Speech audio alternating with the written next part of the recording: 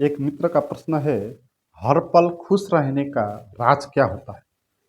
राज तो होता है हर पल खुश रहने का, वो होता है समझ। और कोई दूसरा रास्ता रास्ता हो नहीं सकता, क्योंकि ये जो दुख तनाव हमको पैदा होता है, ये नासमझी के कारण पैदा होता है। इसलिए समझ के द्वारा ही इसका अंत हो सकता है। इसलिए आप अपने परेशानी को, दुख को हटाने के लिए कुछ भी आप प्रयास करो, हो नहीं सकता। किसी और रास्ते से हो नहीं सकता। जो चीज़ जिस कारण पैदा हुई है, वो चीज़ उसी कारण से मिटेगी। जो चीज़ नासमझी के कारण पैदा हुई है, वो समझ के द्वारा ही मिट सकती है। इसलिए हर पल खुश रहने का जो राज है वो है समझ है। आपको समझना होगा अच्छे से बातों को। 5 ऐसी बात आपको मैं बताऊंगा जिसकी समझ के कारण आप हर पल खुश रहने में समर्थ हो जाए। वो पहली समझ ये होगी कि दूसरे की समझ। जो भी हमको दुख उत्पन्न होता है वो दूसरे से आता है, वो कहीं बाहर से आता है। हमारा दुख तनाव जो होता है वो क्या होता है? कल उसने ऐसा मुझे क्यों कहा, अगर वो कल ऐसा करेगा तो ये जो दूसरे होते हैं ना, उसी के कारण हम दुख लेते हैं।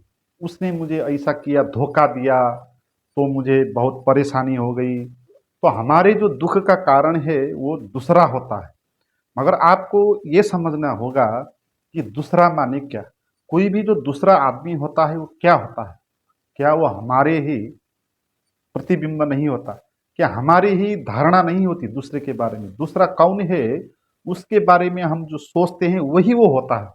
इसलिए बाहर कोई भी दूसरा होता नहीं। इसीलिए दूसरा कोई आपको दुख दे नहीं सकता। आपको कोई सुख भी दे नहीं सकता, दुख भी नहीं दे सकता। आप प्रयास करके देखो, आप किसी को दुखी करके देखो, है ना? कोई भी दूसरा व्यक्ति उसको दुख दे नहीं सकता। कोई उसको सुख भी नहीं दे सकता। आप किसी को भी सुख दे नहीं सकते। कोई दुखी आदमी है तो आप सुख देना चाहते हैं तो सुख दे नहीं सकते। इसलिए दूसरे लोगों के कारण हम पीड़ित होते हैं, मगर दूसरे हमको दुख दे नहीं सकता। और दूसरे ये होता ही नहीं, ये हमारी ही मान्यता होती है। हम जैसे हैं, अपनी दृष्टि से उसको व्याख्या करते हैं कि वो क्या है। इसलिए एक ही आदमी किसी के लिए एक जैसा होता है, किसी के लिए दूसरे जैसा होता है ना? आपकी अपनी व्याख्या है। आप उस तरह उस व्यक्ति को लेते हो, दूसरा दूसरी तरह लेता है, इसलिए उसको वो दूसरा दिखाई देता है, आपको वो दूसरा दिखाई देता है। तो दूसरा यहाँ पर होता ही नहीं। दूसरे के बारे में जो हम थिंकिंग करते हैं वही थिंकिंग होता है। जैसे दूसरा माने क्या? जैसे आपका बेटा है, तो आपके लिए वो दूसरा है, तो आप उसको कहेंगे बेटा, मगर दूसरे लोगों के लिए वो बेटा नहीं होगा, आपके लिए ही होगा। तो आपने ही व्याख्या डाला है उसमें, है ना? तो हम ही दूसरे के बारे में व्याख्या करते हैं, ये मेरी पत्नी है, ये मेरी बेटी है, ये मेरा फ्रेंड है, ये मेरा फ्रेंड नहीं है। तो जो फ्रेंड नहीं है उसके बारे में हम कुछ और धारणा बनाएंगे, हमारे लिए कुछ वो और हो जाएगा। जो हमारा परिचित है वो हमारे लिए कुछ और हो जाएगा। तो ये दूसरों के देखने की जो हमारी दृष्टि होती है ना, ये दृष्टि ही दूसरी होती है, वहाँ कोई दूसरा नहीं होता। अगर आप उसके बारे में कुछ भी नहीं सोचेंगे तो वो कुछ भी नहीं। किसी भी आदमी को आप कुछ भी नहीं सोचे, न अपना सोचे, न पराया सोचे, न मित्र सोचे, न दुश्मन सोचे, तो वो कुछ भी नहीं है। और वो आपके भीतर कोई इमेज ही नहीं बनेगा उसके बारे में। तो आप उसको क्या सोचते हैं वही इमेज आपके मन में बनता है। इसलिए दूसरों से कभी भी दुख आ नहीं सकता। ये समझ आपको अगर आ गई तो आपके आधे दुख खत्म हो जाएंगे, क्योंकि हमारे आधे दुख दूसरे से ही आते हैं। तो हर पल खुश रहने की दूसरी समझ ये होगी, समय की समझ।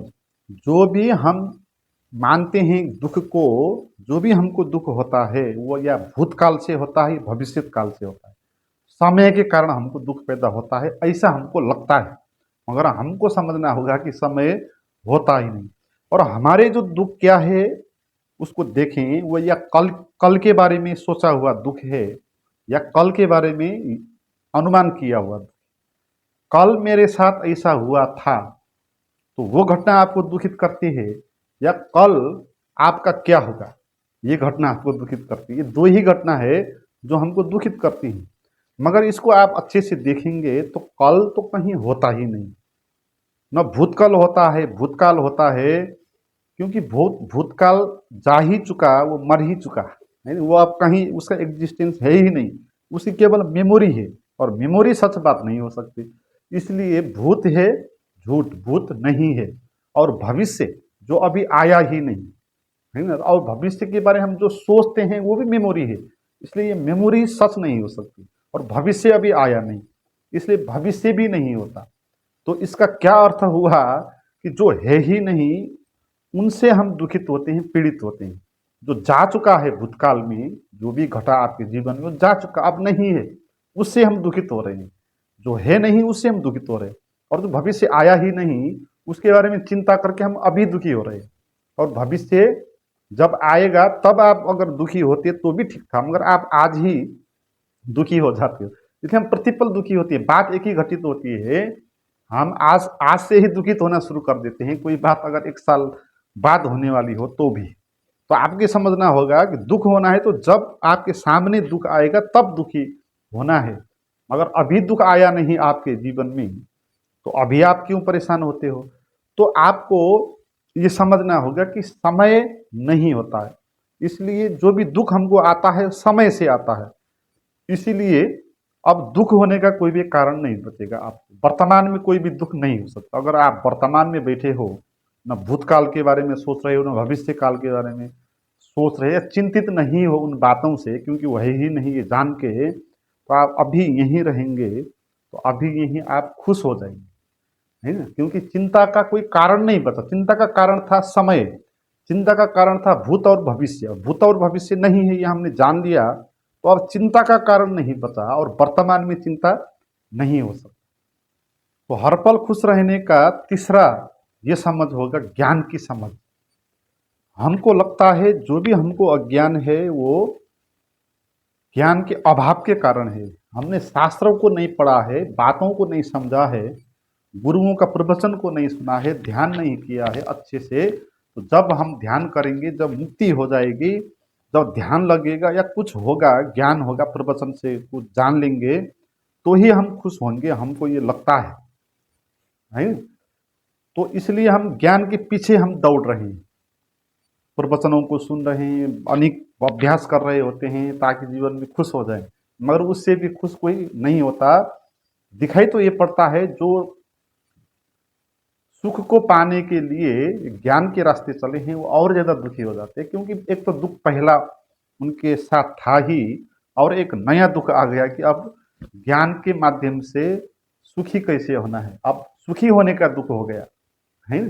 तो आपको ये समझने होगा कि ज्ञान कोई ज्ञान होता नहीं जिसको समझ के या जिसको पढ़ के, जिसको सुन के आपको खुशी आ जाती है ना। ज्ञान का अर्थ होता है केवल तर्क जाल, शब्द, विचार, है ना। विचार से हम कभी भी खुश हो नहीं सकते, क्योंकि विचार से आपकी भूख मिट नहीं सकती। आप भूखे हो, अच्छे अच्छे विचार, खाने के विचार करें तो आपकी भूख नहीं मिटेगी। तो जब तक आपको खुशी ही नहीं मिलेगी तब तक आपको कुछ ज्ञान से होने वाला नहीं है। मगर हमको लगता है कि हम ज्ञान से हो जाएगा, इसलिए हम बौद्धिक समझ के समझ को बढ़ाने के लगे हुए हैं। कोई साहित्य का पुस्तक पढ़ रहा है, कोई मार्क्स का पुस्तक पढ़ रहा होता है ना, कोई कुछ पढ़ रहा होता है, उपन्यास पढ़ रहा होता है, कोई धार्मिक पुस्तक पढ़ रहा होता है, कोई गुरुओं को, प्रवचनों को, संतों को सुन रहा होता है। हाँ, ये भी सुनना आवश्यक है, ठीक है, मगर इसको सुन के आपको खुशी नहीं होने वाली है, क्योंकि ये सब शब्द हैं, और ये शब्द होते हैं सिंबल, शब्द रियल नहीं होते हैं ना। कोई भी शब्द हो, वो शब्द होता है उसके बारे में, किसी चीज के बारे में बता हुआ सिंबल। जैसे आपने कहा घर, घर का विचार आया आपके मन में, तो वो घर रियल घर नहीं होता है। रियल घर बाहर जो दिखाई पड़ता है वो होता है जिसको हम छू सकते हैं, जिसको हम देख सकते हैं। पर हमारे माइंड में जो घर आया वो रियल घर नहीं होता। वो घर जो है वो एक साइन है, एक साउंड है। घ और र ये स्वर व्यंजन वर्ण के द्वारा पैदा हुआ है, तो वो एक वर्ड है ना। तो वो वर्ड आपको सत्य कैसे दिला सकता है, वो खुद ही सत्य नहीं है। इसीलिए ज्ञान को अगर आप सुनते हो तो इस तरह सुनना है कि आपके भीतर समझ को बढ़ाने में सहयोग करे, है ना। इस तरह ज्ञान को नहीं सुनना है कि ज्ञान को सुन के आपको कुछ हो जाएगा। तो असली ज्ञान होगा, जो असली गुरु आपको प्रवचन देंगे वो इसी लिए देंगे कि आपको समझ बढ़ाने के लिए देंगे। तो ऐसे ज्ञानों को ग्रहण करना है जो आपकी समझ को बढ़ा दे। ऐसे ज्ञानों के पीछे नहीं जाना कि जो आपको खुशी दे सकती है, जो आपको मुक्त करती है। तो ऐसे ज्ञान के पीछे जाना नहीं।